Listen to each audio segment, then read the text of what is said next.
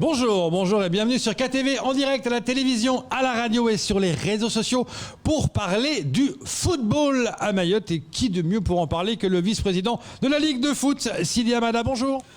Bonjour Kwesi, bonjour à ceux qui nous écoutent ce matin. Merci d'être venu ce matin, sans les crampons. Hein, on est venu sans les crampons. Ouais, sans les crampons. Parce qu'il y a un problème justement, on veut savoir, Sidi, quand est-ce que le championnat va reprendre à Mayotte?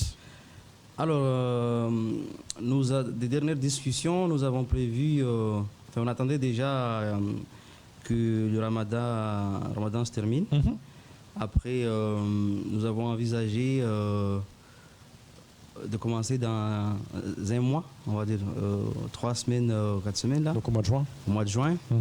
Mais ça reste quand même soumis à des aléas parce que bien qu'aujourd'hui, pour la crise sanitaire et le coronavirus, donc on a un taux d'incidence de 17. Oui, il est baissé 17,9. 17,9, oui. Mais l'aléa, c'est quand même la décision préfectorale qui autoriserait la tenue des grandes manifestations. Justement, est-ce que vous avez essayé de les appeler, de dire écoutez, voilà maintenant, le tour national a baissé, on aimerait reprendre le championnat? Oui, nous avons contacté les services concernés, mais jusqu'à ce jour, on n'a pas de réponse. On n'a pas de réponse officielle. Donc on pense que c'est faisable, on peut reprendre. Comme on a dit, le taux d'incidence est quand même très faible et qu'on peut quand même s'adonner à nos activités. Mais bon, il y a quand même la réglementation qui est là avec un acteur important qui est le préfet, qui a quand même posé le cadre qu'on ne peut pas faire des activités avec des regroupements qui dépassent 6 personnes. 6 personnes, donc même si on voit d'ici et là que, par exemple, les consultations en cours, nous avons des regroupements qui vont jusqu'à 100, 101 personnes. Oui, j'allais dire, il y a les stades, vous voyez du monde dans les stades, c'est pas les footballeurs qui étaient là. Effectivement, c'est pas un argument, on dit écoutez, voilà, mais rouvrez, c'est bon, on est prêt, on veut jouer. Voilà. Parce que reprendre au mois de juin, est-ce que c'est pas un peu tard pour faire la saison footballistique? Effectivement, c'est un peu tard. On a perdu 3-4 mois facilement parce que on commence, on démarre depuis 4-5 ans là, on démarre au mois de février, vers le 14-15 février. Et donc là, février, mars, avril, mai, 4 mois. Juin, comment on rattrape le retard? Si on reprend la compétition en juin, comment on peut rattraper ce retard? Alors, il y a des propositions qui sont faites qui reviendraient à supprimer des compétitions, notamment les coupes. Soit la Coupe de Mayotte ou la Coupe de la Ligue. Mais c'est encore en discussion. Donc on ne sait pas si on va s'acheminer vers cette direction. Mais pour le championnat, nous pensons pouvoir tenir des rencontres jusqu'à vers décembre, peut-être janvier, on verra. Mais si on ne supprime pas certaines compétitions, ça risque d'être compliqué. On risque de trop solliciter les joueurs. Oui, parce qu'ils devront jouer la Ligue, ils devront jouer la Coupe, il y a plusieurs enjeux. La Coupe de France, Coupe de la Ligue, Coupe de Mayotte. Ça fait peut-être trop pour les joueurs. Ça fait peut-être trop en si court temps. Alors justement, Sidi, quel est aujourd'hui l'état de santé financière de la Ligue? On sait que beaucoup d'équipes, par exemple, doivent cotiser chaque année. Est-ce que là, avec la crise sanitaire, est-ce qu'on a allégé aujourd'hui au niveau des cotisations pour les équipes? Est-ce que la Ligue se porte bien, tout simplement, aujourd'hui, son état de santé financière? Alors, comme je l'ai dit la dernière fois, quand j'étais là, je me rappelle, c'était le passage quand le FCM devrait partir pour la Coupe. La coupe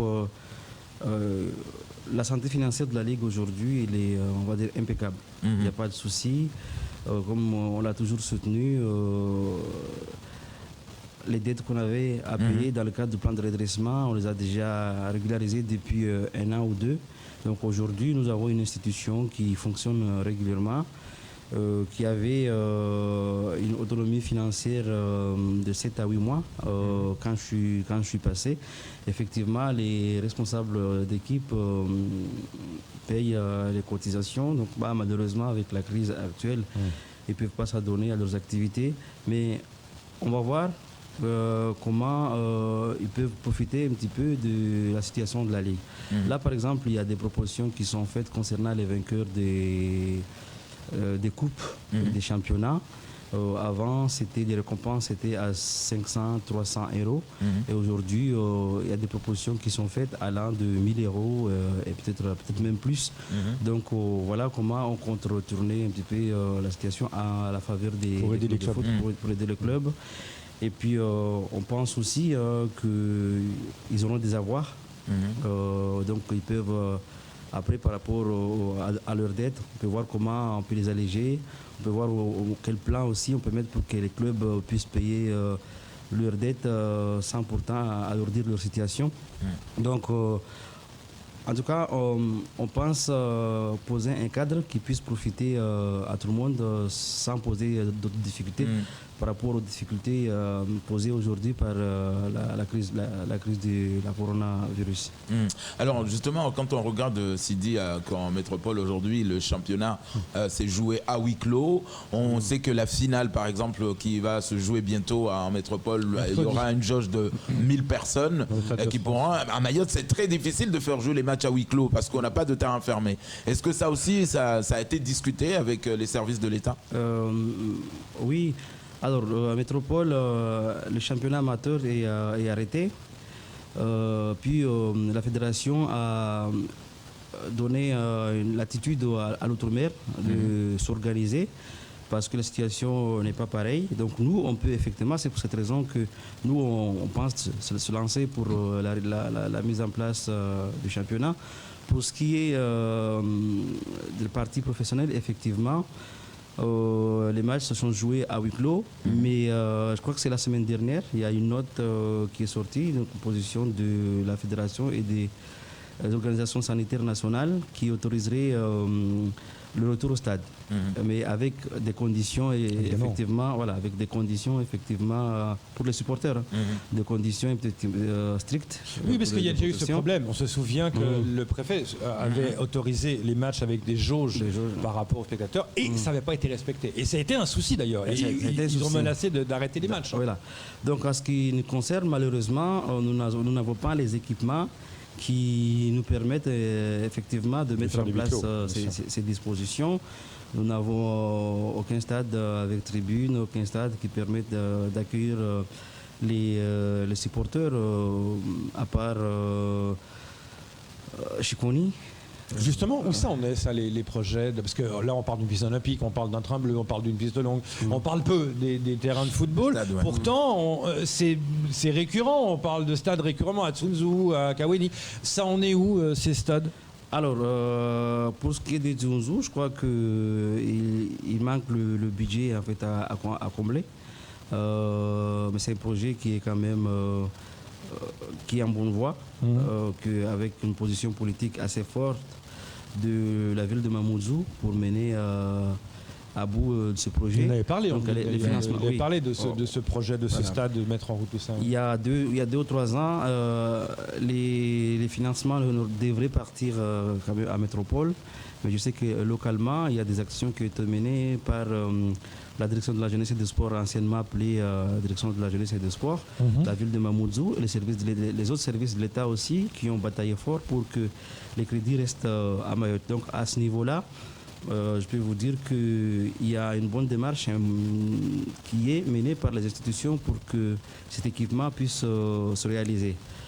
En revanche, pour le stade de Cavani, ça c'est l'Arlésienne.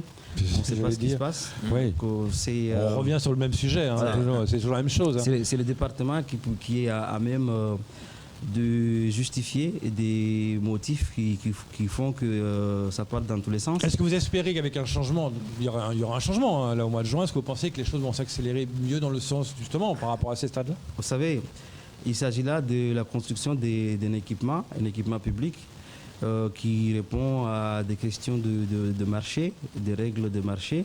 Si les choses ont été biaisées dès le départ, il n'y a pas de raison que demain, parce qu'il y aurait un changement et que les choses changent. moi, je vous dis, j'ai fait mes études, mes 3 premières années d'études universitaires à La Réunion. Et en 99, 2000, 2001, on parlait déjà de ce stade. On parlait déjà de la réalisation de ces stades. Et pendant ce temps, à la Réunion, ils ont construit de nombreuses routes à Mais Saint-Paul. comment vous expliquez ça? Vous dites que le marché est biaisé, vraiment? Ce serait biaisé? Bah, je pense. Je pense qu'il y a des problèmes par rapport au lot, par rapport au marché. Sinon, comment toi, tu expliquerais que ça bloque, hein, Kamar, comment on pourrait expliquer que ça bloque? C'est une demande, une commande, il y a des évaluations qui sont faites, il y a un marché qui est établi, il y a des lots. Si chacun respecte la procédure et les règles, bah, il y a longtemps qu'on aurait finalisé cet équipement. Mais là, on attend, parce qu'il y a la toiture qui n'est pas commandée, il y a le sol parce que les études n'ont pas été bien réalisées, et puis, comble de tout, on voit la piste qui est réalisée, je crois qu'il y a plus d'une dizaine d'années. Aujourd'hui, on est venu rouler au-dessus avec des grands engins qui font que la piste n'est pas utilisable. Il faut la refaire. Il y a des vestiaires aussi dans, les dans vestiaires, les stades et tout, il y a vraiment des problèmes. Il faut la refaire. Donc moi, je pense que cette affaire-là est un gros bordel. Et que vraiment un gros bordel, c'est merdier, quoi. Il faut revenir, il faut tout casser, raser et repartir à nouveau, si on peut avoir les financements qu'il faut, repartir à nouveau avec un bon esprit de réalisation et de respect des règles publiques. On a construit Kinga à Kaweni, mais regardez, Kinga en 2 ans, je ne sais pas, 2 ans, 3 ans ou moins, on a sorti de terre ce beau bâtiment qui aujourd'hui a l'usage de bon nombre d'institutions locales. Et ça n'a pas bugué parce que là, je crois que les choses ont été claires du début à la fin. J'espère que demain, je sais pas qui aura la maîtrise d'ouvrage, mais j'espère que demain, cette belle piscine qui est prévue à Kaweni, et qui servira à nos enfants, qui servira à nos enfants, qui servira aux établissements scolaires qui sont là et qui permettra à Mayotte d'entrer dans le haut niveau et le haut de gamme au niveau de ce qui peut se faire au plan sportif. J'espère que ça va sortir de terre et qu'on ne viendra pas nous dire que il manque des vis ou les vis qui ont été commandées en Chine manquaient de zinc ou de je sais pas quoi. Ça de près, voilà, donc il faudra suivre ça aussi de près. Justement, Sidi, qu'en est-il aujourd'hui de nos enfants? On sait que beaucoup d'associations sportives aujourd'hui ont des écoles de foot. Les jeunes aujourd'hui, les U15, les U13, qu'en est-il aujourd'hui? Est-ce que si on reprend tout ça avec eux, ou eux, ils peuvent reprendre sans les grands, les compétitions? Alors, si on reprend tous avec eux. Parce que là, effectivement, même si au niveau des compétitions des adultes, il y a un arrêt, mais par rapport aux jeunes, il y a des activités qui se font, notamment des détections, des préparations.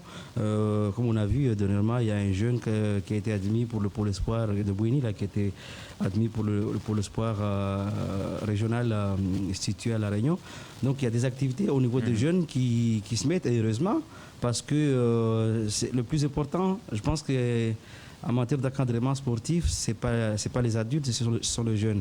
Et il ne faut pas qu'on perde ce lien et ce fil, et que ça permet d'encadrer nos gamins, ça permet qu'ils aient un encadrement structuré, qu'ils ne divaguent pas, qu'ils n'aillent pas n'importe où, qu'ils fassent pas... Il y a déjà suffisamment de problématiques localement pour en rajouter. Et effectivement, au niveau local, dans les associations de quartiers et communes, il y a des activités qui se font pour maintenir un petit peu le fil, de manière à ce que quand on va commencer les activités, que ça puisse reprendre de bonnes formes. Et puis quand vous parlez des gamins, ça peut les faire rêver. Quand ils voient les Msapéré, les Diables Rouges qui vont en métropole tenter de passer, quand on voit Buonali qui a joué sa demi-finale, un joueur mahorais quand même, malheureusement, évidemment on tombe contre Monaco, mais mené 1-0, ça peut faire rêver un gamin en disant mais moi aussi je peux être sur ce terrain et jouer. Ça fait rêver tout le monde, ça fait rêver les gamins.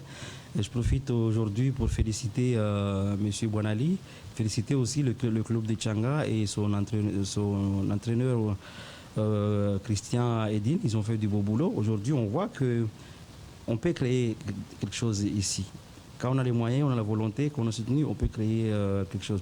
Bon, malheureusement, il ne participera pas à la finale, mais le fait qu'il ait été mis comme ça devant les projecteurs, ça a permis à nos enfants de rêver. Vous savez, pour la première fois, mon fils, qui a 12 ans là, m'a demandé, papa, je veux que tu me réveilles à 22h pour regarder le match. Effectivement, j'étais le réveillé, il est venu regarder le match. Parce qu'il y avait un Mahorais qui jouait. Parce qu'il y avait un Mahorais qui jouait. Et je pense que dans de nombreux foyers à Mayotte, il s'est passé la même chose. La même chose. Voilà, et ça donne envie aux autres, aux enfants, parce que ça crée l'espoir. On peut y arriver. Et donc maintenant, il faut encore travailler sur le terrain pour que ces espoirs-là se multiplient et ces exemples-là se multiplient. Ma peur aujourd'hui, bon, je sais que Bonali est un compatriote, il a montré et démontré, mais j'ai peur que demain, je le vois jouer à Moroni contre l'Égypte ou le Congo. Voilà, ça c'est ma peur. Récupération d'en face. Oui, les récupérations d'en face, parce qu'il y a quand même... je n'ai rien contre les Comores hein, sur cet aspect-là, mais il y a quand même une réelle propagande derrière pour que nos gamins traversent le bras de mer et aillent jouer là-bas dans la sélection nationale. Et quand vous jouez dans une sélection nationale d'un pays, c'est pas rien. C'est quelque chose de grand. C'est une position politique. Et que je pense que même si on a des Congolais ou des Sénégalais qui jouent à l'équipe nationale en France, aujourd'hui, par rapport à notre contexte, par rapport à notre situation entre Mayotte et les Comores, je crois qu'il est encore un peu tôt pour que nos enfants, nos étoiles aillent participer à des championnats nationaux à partir de l'équipe des Comores. Merci beaucoup, Sidi Amana, d'être venu faire le point sur le foot. On espère que les choses vont démarrer. Tenez-nous au courant. Ok, on va vous tenir au courant. Les Mahorais seront tenus au courant du démarrage. Donc, comme je l'ai dit, nous pensons démarrer d'ici un mois. Toute l'organisation est faite pour que, au plus tard, au mois deuxième quinzaine du mois de juin, on puisse démarrer le championnat. Eh ben, on l'espère tous, on croise les doigts et on touche de la pelouse. Merci. C'est tout pour ce temps de parole. Tout de suite, la suite de vos programmes.